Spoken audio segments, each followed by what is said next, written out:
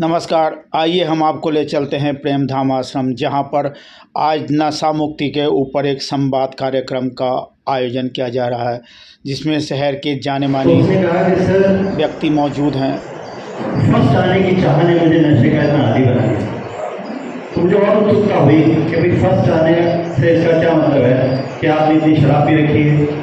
तो उसने कहा कि सेंट मैरीज नजीबाबाद में स्पोर्ट्स मीट थी और मैं 100 मीटर का रेसर था और मेरी एक ही दिन में 4-5 हीट हो गई थी।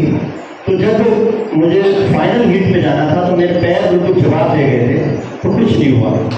तो मेरे बिजनौर के एक मित्र ने कहा कि यार बड़ा आसान है, बिस्किट ले और बिस्किट में आयोडेक्स लगा और खा ले।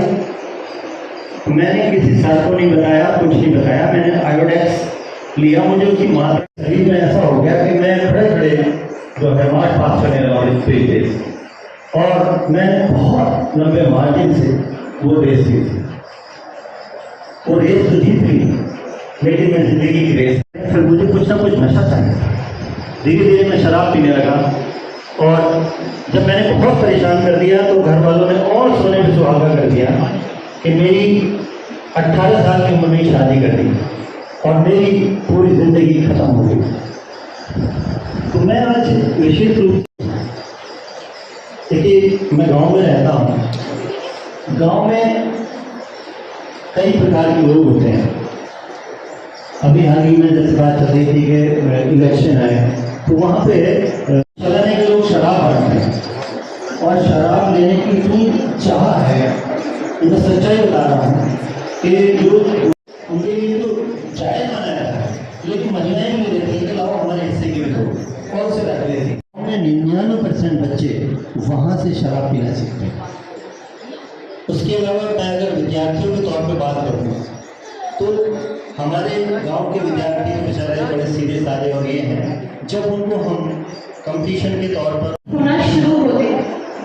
इसमें परिवार का माहौल, परिवार में लड़ाई झगड़े, साथ ही जब बच्चों में पढ़ाई का स्ट्रेस, आपसी दोस्ती में लड़ाई झगड़ा हुआ, इलीगल रिलेशनशिप्स हो गए, ब्रेकअप्स हो गया या डिप्रेशन हो गया, बहुत सारे कॉजेज हैं जहाँ से बच्चा रूट कॉज करते हुए ड्रग की तरफ या अल्कोहल या कोई भी एक ऐसी नशीली मादक चीज की तरफ बढ़ता है जहाँ से उसे टेम्परेरी डेज के लिए बहुत ही सुकून मिलता है। लेकिन जैसे जैसे उसके आदी होना शुरू होंगे, वो हमारे शरीर को इस तरीके से तबाह कर देगा। कई बार लोग ग्रुपिज्म करके भी एडिक्शन के लिए ड्रग्स लेते हैं, इंजेक्टेबल्स लेते हैं और उसका प्रभाव यहाँ तक बढ़ जाता है कि लोग HIV पॉजिटिव भी हो जाते हैं। हालांकि हम उस चीज़ को इतना महत्व नहीं दे रहे हैं, लेकिन एक HIV पॉजिटिव के बाद इंसान की क्या दशा होती है, क्या कॉम्प्लिकेशंस हो जाती हैं इंसान में, हम उस चीज़ का अंदाजा भी नहीं लगा सकते।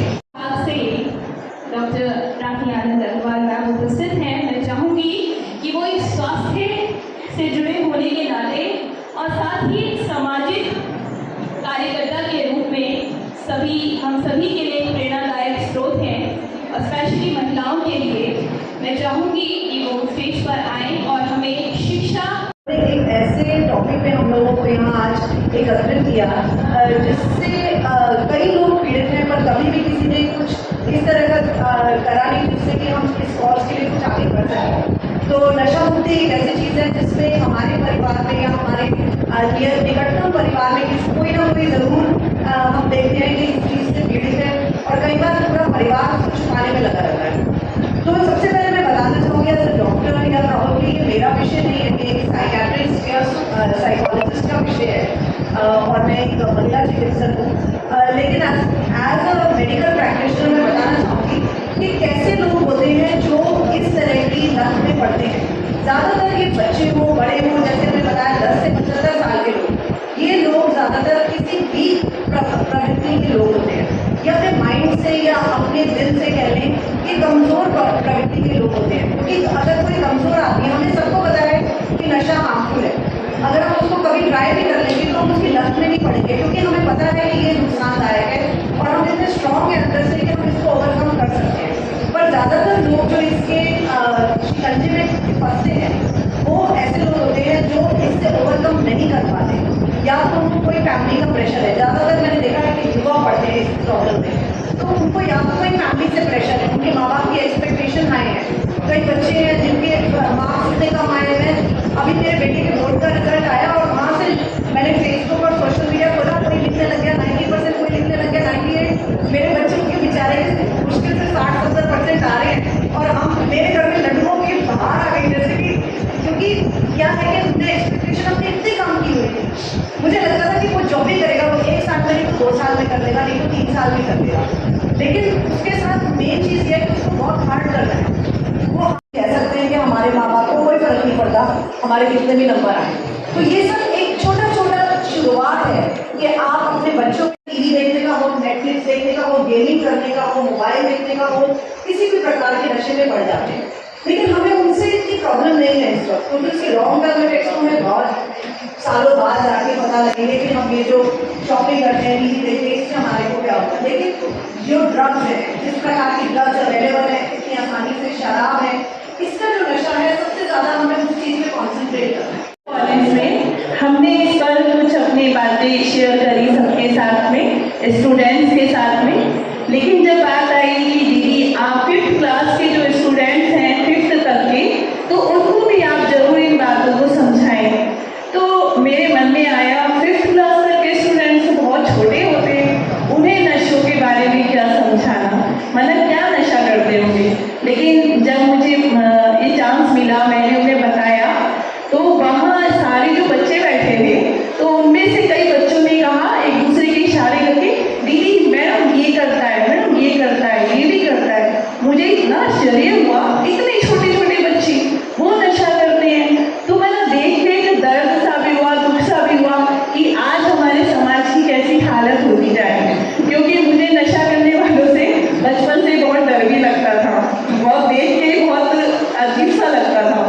तो कहेंगे कि आज जिस मंच पे खड़ा किया गया है कि नशा मुक्ति के लिए थोड़ा सा दीदी बताए, तो मैं कहूँगी कि माता पिता को अपनी घर से ही बच्चों को अच्छे संस्कार देने चाहिए, साथ साथ बच्चों को टाइम भी देना चाहिए।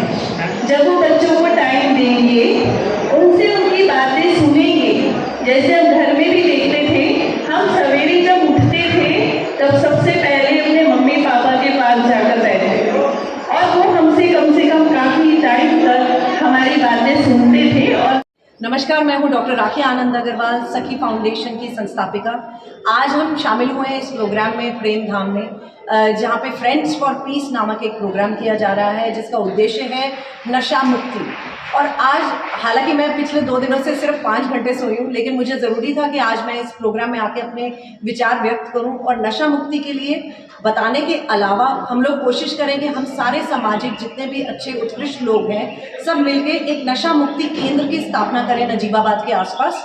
और इस कार्य के लिए सखी फाउंडेशन हमेशा तैयार है और पुरजोर लगाएंगे कि हम कोई ना कोई एक अच्छा नशा मुक्ति केंद्र यहाँ पर स्थापित करें। धन्यवाद। उन्होंने बड़े अच्छे विषय पर हमें बुलाया है। नशा मुक्ति के लिए अवेयरनेस प्रोग्राम चलाया है संवाद के माध्यम से फादर शिबू और उनकी टीम ने, प्रेम धाम आश्रम ने। ये बहुत ही अच्छी और सराहनीय पहल है और ये समाज की बहुत ही बड़ी कुरीति है। परिवार के परिवार ख़त्म हो जाते हैं इससे।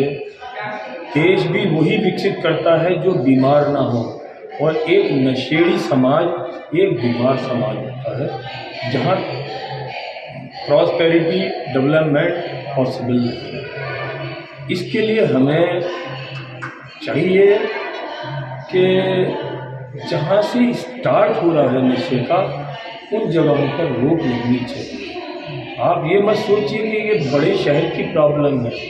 मैं बहुत अच्छी तरह जानता हूँ नजीबाबाद में कई बच्चे अब तक सुसाइड कर चुके हैं जिनके माँ बाप ने रिपोर्ट भी दर्ज नहीं कराई। ये बहुत बड़ी प्रॉब्लम है जिसके अंदर बंदे की लड़ाई में भी जान चली जाती है और खुद सुसाइड भी कर लेता है। इसके लिए जब शादियाँ होती हैं तो मैं माँ बाप को कहूँगा कि जब वो अलाउ करते हैं उस दिन कि वो पहली बार नशा करने के लिए उनके फ्रेंड्स उन्हें उकसाते हैं कि तेरे भाई की शादी है, अरे भाई थोड़ा बहुत अगर ड्रग्स ले ली तो क्या हो जाएगा, वो शुरुआत होती है नशे की। जो लीडर्स अपने चुनाव कैंपेन के अंदर शराब बांटते हैं वो समाज को विकास की तरफ नहीं ले जा रहे हैं, वो विनाश की तरफ ले जा रहे हैं। हमें उनका बायकॉट करना चाहिए, चाहे वो प्रधानी का चुनाव हो, चाहे जिला परिषद मेंबर का चुनाव हो, चाहे चेयरमैन का चुनाव हो, मेंबरी का चुनाव हो, एमएलए का चुनाव हो, एमपी का चुनाव हो, जहाँ जहाँ शराब बढ़ती है। और मैं आप मीडिया के भाइयों से भी कहता हूँ कि आप लोग इसके ऊपर अवेयरनेस प्रोग्राम बनाइए, और जो लोग शराब बांट रहे हैं, आप अच्छी तरह जानते हैं कौन कौन कैंडिडेट शराब बांटते हैं। ज़्यादातर कैंडिडेट नशा बांटते हैं, शराब बांटते हैं, उनका बायकॉट करवाइए।